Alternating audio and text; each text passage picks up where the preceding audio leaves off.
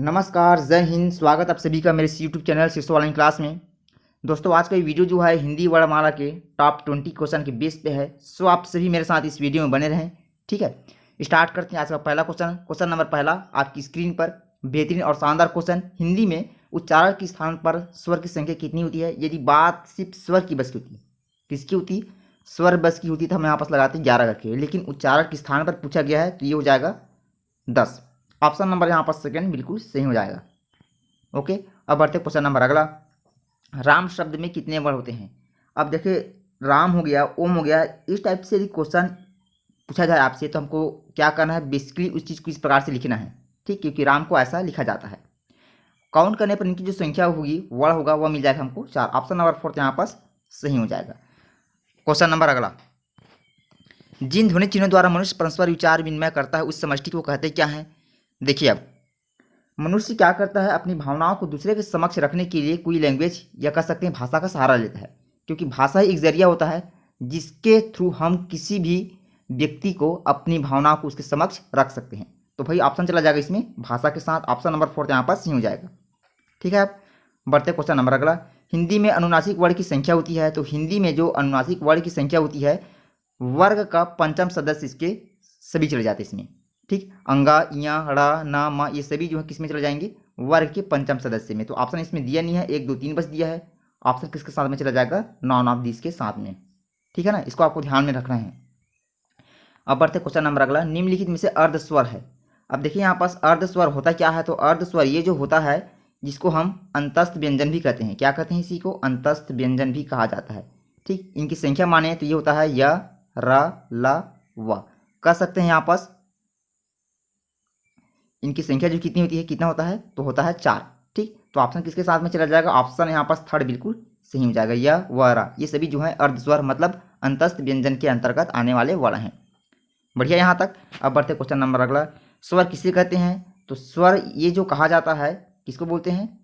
देखिए, मैं बता दूं आपको पहले।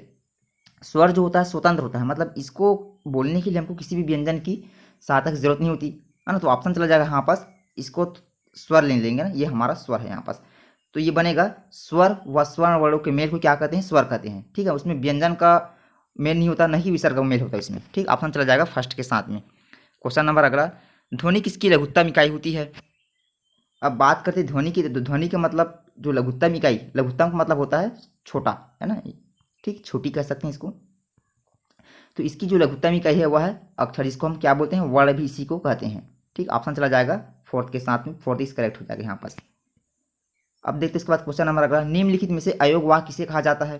ठीक है, अब देखिए यहाँ पास अयोग वाक्य वह होते हैं जिसमें हमारा पहला वर्ण आता है अम और दूसरा आता है यहाँ पास अहा, यही आता है इसमें। तो जो अहा होता है इसी को क्या बोलते हैं? तो इसको कहा जाता है अनुस्वर। जो अहा होता है इसको कहा जाता है विसर्ग। ठीक, दोनों फैक्ट आपको याद में रखना है। तो ऑप्शन चला जाएगा इसमें विसर्ग के साथ में। ऑप्शन नंबर सेकंड यहाँ पास सही हो जाएगा। अगला क्वेश्चन।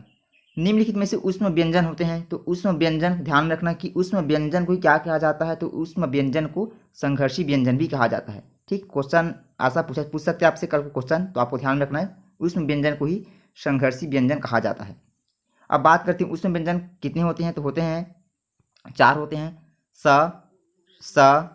स और ये ह, इनकी संख्या 4 होती है। तो भाई ऑप्शन चला जाएगा इसमें ह के साथ में। ठीक, ये वाला जो है ह के साथ में यहाँ पास चला जाएगा।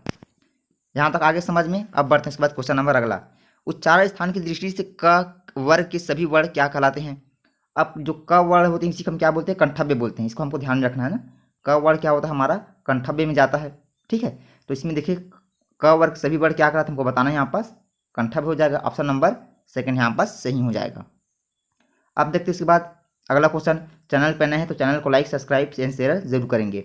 उसके बाद यहाँ पास निम्नलिखित में से अर्ध स्वर कहा जाता है। तो मैंने आपको जस्ट अभी बताया था कि जो अर्ध स्वर होता है उसी को हम क्या बोलते हैं? अंतस्थ व्यंजन भी कहते हैं, जिनकी संख्या क्या होती है? य, र, ल, व। टोटल संख्या हो गया 4। ठीक, तो इस चीज़ को आपको ध्यान में रखना है। मेरी बात समझ रहे हैं अच्छे से? अब बढ़ते इसके बाद क्वेश्चन नंबर अगला। अघोष ध्वनि की संख्या कितनी होती है? तो यदि हम तालिका को लेकर चले यहाँ पास, तो अघोष में हमारा प्रथम वर्ग व द्वितीय वर्ग के जितने भी वर्ण आते हैं वो क्या होते हैं? हमारे अघोष ध्वनि कहलाते हैं। और साथ में इसके अंतर्गत जो होता है कौन कौन से वर्ण आते हैं? तो उष्ण व्यंजन आते हैं स, श, ठीक है, स। इन 3 व्यंजन यहाँ में आते हैं स, स, स। इसको हमको ध्यान में रखना है। टोटल इनकी संख्या हो जाएगी 5 और 5 10, और इन तीनों को जोड़ने पर 13 कह सकते हैं। ऑप्शन नंबर सेकंड यहाँ पर सटीक बैठेगा। अब देखते हैं उसके बाद क्वेश्चन नंबर अगला।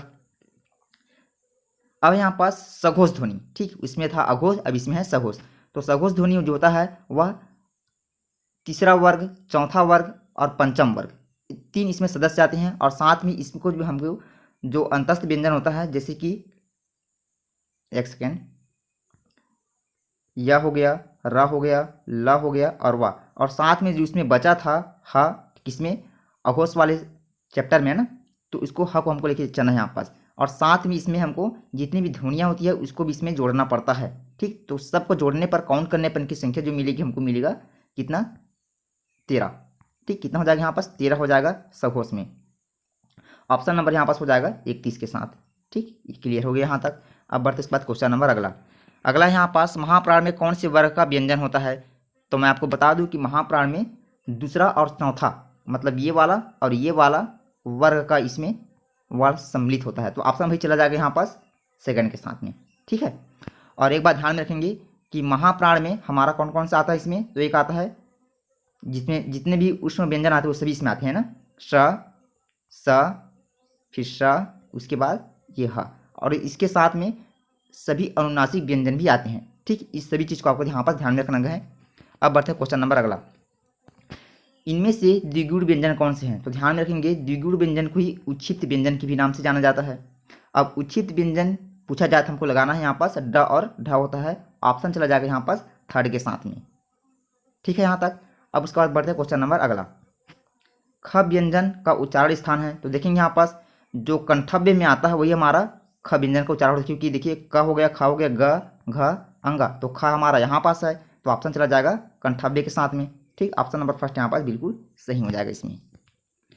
उसके बाद क्वेश्चन नंबर अगला, व्यंजन में बताइए कौन सा वर्ण महाप्राण है, ठीक। मैंने आपको जस्ट अभी बताया था कि महाप्राण में हमारा वर्ग का दूसरा और वर्ग का चौथा सदस्य होता है, ठीक। क हमारे प्रथम वर्ग में आता है, ख हमारे द्वितीय वर्ग में आता है, ग हमारे किसमें, तृतीय वर्ग में आता है, ठीक। और ये भी हमारे प्रथम वर्ग में आता है। तो ऑप्शन भाई चला जाएगा इसके साथ में सेकंड, यहाँ पास बिल्कुल सही हो जाएगा। Option number second is correct, ठीक। ख जो होता है महाप्राण वर्ण के अंतर्गत आएगा। अब बढ़ते उसके बाद क्वेश्चन नंबर 18, द्वितीय व्यंजन कौन सा होता है। अब देखिए यहाँ पास द्वितीय व्यंजन से भी बहुत सारे क्वेश्चन बना के पूछे जाते हैं, तो हमको बताना है कि अच्छा पहले बता दूं मैं कि द्वितीय व्यंजन होता क्या है। द्वितीय व्यंजन वह व्यंजन होते हैं जिनमें एक वर्ण जो होता है रिपीट होता है। जैसे हम बात करते हैं दिल्ली की, अब दिल्ली में क्या है, ल रिपीट हुआ है, तो भाई ऑप्शन चला जाएगा इसमें मक्का। उसी प्रकार दिल्ली भी हो गया, लिल्ली हो गया, कल्ली हो गया, जल्ली हो गया, ये सभी जो है द्वितीय व्यंजन के अंतर्गत आएंगे। क्लियर हो गया यहाँ तक। अब बढ़ते क्वेश्चन नंबर अगला।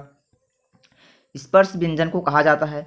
तो ध्यान में रखना कि स्पर्श व्यंजन पहले इसके अंतर्गत जो होता है 25 आते हैं। मैंने आपको बताया था प्रथम वर्ग, द्वितीय वर्ग और पंचम वर्ग, ठीक है, चतुर्थ पंचम, इस प्रकार से सभी को यहाँ पास जोड़ने पर, काउंट करने पर हमको मिलेगा 5 × 5 मतलब 25, ठीक है।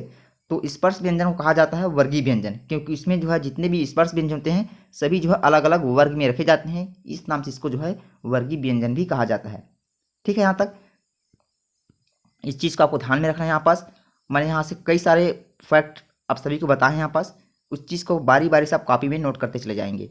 अब देखते हैं यहाँ पास जो अर्धस्वर होता है, इसी को मैंने क्या बताया था कि भाई इसको जो है अंतस्थ व्यंजन कहा जाता है करके। वर्गीय व्यंजन क्या कहा जाता है, तो जस्ट अभी बताया था मैं, ये स्पर्श व्यंजन इसको कहा जाता है ना, स्पर्श व्यंजन कहा जाता है इसी को। संघर्षी व्यंजन किसको कहा जाता है, तो उष्ण व्यंजन को ही संघर्षी व्यंजन भी कहा जाता है। द्विगुण किसको कहा जाता है, तो द्विगुण को उच्छिष्ट व्यंजन भी कहा जाता है। तो इस सब पॉइंट को आपको कॉपी में स्टार बना के नोट कर लेना है, ठीक है। अब बढ़ते हैं क्वेश्चन नंबर अगला। सॉरी, यहाँ पास क्वेश्चन नंबर पूरा क्लियर हो चुका है, सिर्फ 20 क्वेश्चन मैंने कलेक्ट किया है, ठीक है ना। चैनल पर नए हैं तो चैनल को सब्सक्राइब जरूर कर लेंगे। शीर्षो ऑनलाइन क्लास आप सभी के लिए हर पल और हरदम बढ़ते रहिए मेरे साथ। जय हिंद, वंदे मातरम, वेलकम।